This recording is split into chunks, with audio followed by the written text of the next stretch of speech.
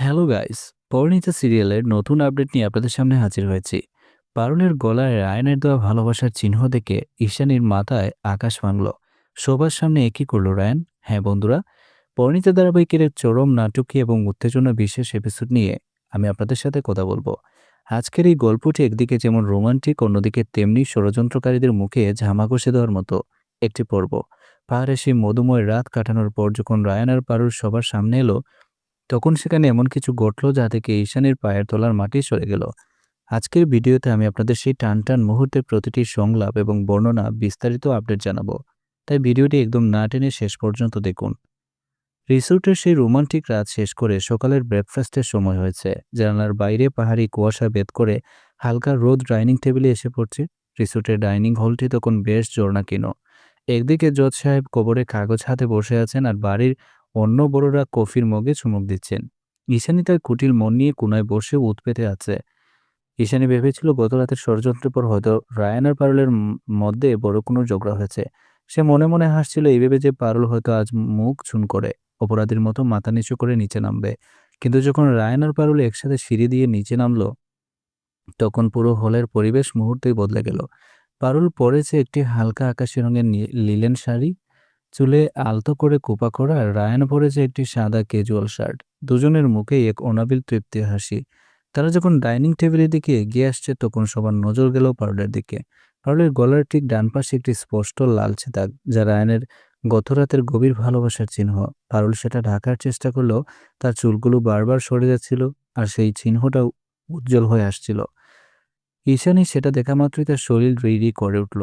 ঈশানী ভাবল এটাই সুযোগ পারুলকে সবার সামনে ছোট করার। সে হঠাৎ চেয়ার ছেড়ে উঠে দাঁড়িয়ে চিৎকার করে উঠল, থামুন সবাই! পারুল, লজ্জা করে না তোমার? বড়দের সামনে আসার আগে আয়নায় নিজের চেহারাটা একবার দেখেছ? এই বাড়িতে আমরা একটা সংস্কার মেনে চলি, আর তুমি সেটাকে ধুলোয় মিশিয়ে দিচ্ছ। গলার এই দাগটা কিসের? এই রিসোর্টে এসো তুমি নিজের নোংরামি ছাড়তে পারলে না? অত্যন্ত বাবার কাকিমার সামনে তো একটু শালীনতা বজায় রাখতে পারতে। ঈশানীর এই কদর্য কথা শুনে পুরো ডাইনিং হলের সবাই থমকে গেল। জজ সাহেব কফির কাপটা ধীরে ধীরে নামিয়ে রাখলেন। পারুল স্তম্ভিত হয়ে গেল। সে ভাবতেই পারেনি ঈশানী এত মানুষের সামনে এত জঘন্য কথা বলতে পারে। পারুল অপমানে একদম কুঁকড়ে গেল, তার চোখ দিয়ে ঠোপ ঠোপ করে জল গড়িয়ে পড়ছে। সে তার আঁচল দিয়ে গলাটা ঢাকার চেষ্টা করছিল বারবার। পারুলের কান্না দেখে ঈশানী আরো উৎসাহ পেয়ে বলল, কান্না করলে কি সব ঢাকায় পড়ে যায়? তুমি যে কত বড় সতী তা তো আজ প্রমাণ হয়ে গেল। ছি পারুল, ছি! কিন্তু বন্ধুরা, ঠিক সেই মুহূর্তে রায়ান যা করলো তা দেখে ঈশানীকের উপস্থিত সবাই শিবড়ে উঠল। রায়ান এক পায়ে এগিয়ে গিয়ে পারুলের খাটটা শক্ত করে জড়িয়ে ধরল এবং তাকে নিজের বুকের সাথে মিশিয়ে নিল। রায়ান অত্যন্ত গভীর এবং শান্ত গলায় বলল, ঈশানী, মুখটা সামলে কথা বলো। তোমার নোংরা নজরটা একবার একটু সংযত করা উচিত। পারুলের গলায় যেটা দেখছো ওটা কোনো নোংরামি নয়, ওটা ওর স্বামীর দেওয়া ভালোবাসার অধিকার। ওটা আমার ভালোবাসার দাবি। আর সেই স্বামীটি আমি, কোনো বাইরের লোক নয়। ঈশানী ততমত খেয়ে গেল। সে তুতলাতে তুতলাতে বলল, কিন্তু রায়ান, সবার সামনে এভাবে প্রকাশ্যে এই অসভ্যতা! রায়ান এবার সিংহের মতো গর্জে উঠল। সে টেবিলের উপর সজোরে একটা থাপ্পড় মেরে বলল, ও অসভ্যতা তুমি করছো জানি। এটা স্বামী স্ত্রী ব্যক্তিগত মুহূর্ত নিয়ে সবার সামনে বিচার বসানো হলো সবচেয়ে বড় সভ্যতা। পারলে এই বাড়ির বড় বৌমা, আর আমার অর্ধাঙ্গিনী। ওর শরীর প্রতিটি ইঞ্চিতে আমার আইনি এবং মানবিক অধিকার আছে। আমি ওকে কিভাবে ভালোবাসবো, কখন ভালোবাসবো, আর সেই চিহ্ন কিভাবে রাখবে, সেটা নিয়ে প্রশ্ন তোলার সাহস তোমাকে কোত্থেকে পাও? রায়ান এবার পারুলের চোখের জল নিজের আঙ্গুল দিয়ে মুছে দিল। সে ঈশানীর একদম চোখের সামনে গিয়ে দাঁড়িয়ে আঙ্গুল উঁচিয়ে বলল, শোনো ঈশানী, আমি অনেকদিন চুপ থেকেছি, ভেবেছি তুমি আমার আত্মীয়, হয়তো তোমার বুদ্ধি একটু কম। কিন্তু আজ তুমি সব সীমা ছাড়িয়ে গেছো। জজ সাহেবের সামনে দাঁড়িয়ে আমি রায়ান চৌধুরী বলছি, এই মুহূর্তে যদি তুমি পারুলের কাছে হাত জোর করে ক্ষমা না চাও, তবে আমি ভুলে যাব যে তোমার সাথে আমাদের কোনো রক্তের সম্পর্ক আছে। আমি তোমাকে এই রিসোর্ট থেকে ঘাড় ধাক্কা দিয়ে বের করে দিতেও দ্বিধা করব না। জজ সাহেব এবার চেয়ার ছেড়ে উঠে দাঁড়ালেন। তার গলায় আওয়াজ পুরো হলো, কেঁপে উঠল। তিনি বললেন, রায়ান একদম ঠিক বলেছে। ঈশানী, আমি লজ্জিত যে তুমি আমাদের বাড়ির আত্মীয়। যে মেয়ে নিজের বোনের মতো বৌদির সম্মান নিয়ে সবার সামনে নোংরামি করে, তার নিজের চরিত্র নিয়ে আমার বড় সন্দেহ আছে। তুমি পারুলের কাছে এখনই মাফ চাও, না হলে এই মুহূর্ত থেকে আমাদের সাথে তোমার সব সম্পর্ক আজ এখানেই শেষ। ঈশানী দেখলো তার সব চাল একদম হিতে বিপরীত হয়ে গেছে।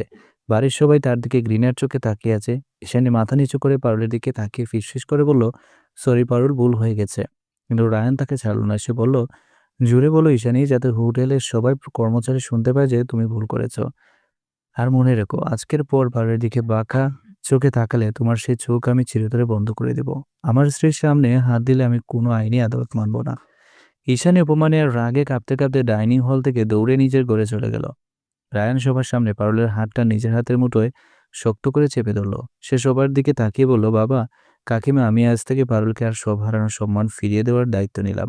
আজ থেকে ও আর কোনো সাধারণ মেয়ে নয়, ও জজবাড়ির ছোট বৌমা এবং রায়ানের গর্ব। ওর গায়ে কোনো আঁচ আসতে দিব না আমি। পারুল তখনও রায়ানের বলিষ্ঠ হাতের উষ্ণতায় নিজেকে সঁপে দিয়ে শান্ত হচ্ছিল। তার চোখে তখনও জল ছিল, কিন্তু এ কান্না দুঃখের নয়, কান্না ছিল এক পরম পর্বের আর নির্ভরতার। সে বুঝতে পারল তার রায়ান আজ সত্যি রক্ষক হয়ে উঠেছে। ভারে সেই সকালে সবার সামনে রায়ান যেভাবে পারুলের পক্ষ নিল, তাতে তাদের ভালোবাসার বন্ধন আর আস্থার জায়গাটা অন্য উচ্চতা পৌঁছে গেল। তো প্রিয় বন্ধুরা, পারুলের সম্মানে রায়ানের এই দুর্দর্শ প্রতিবাদ আর সবার সামনে ঈশানীকে ঘাড় ধাক্কা দেওয়ার মতো পরিস্থিতি তৈরি করা, এই ঘটনাটি আপনাদের কেমন লেগেছে? রায়ান কি পারবে সারা জীবন এভাবেই পারুলকে রক্ষা করতে?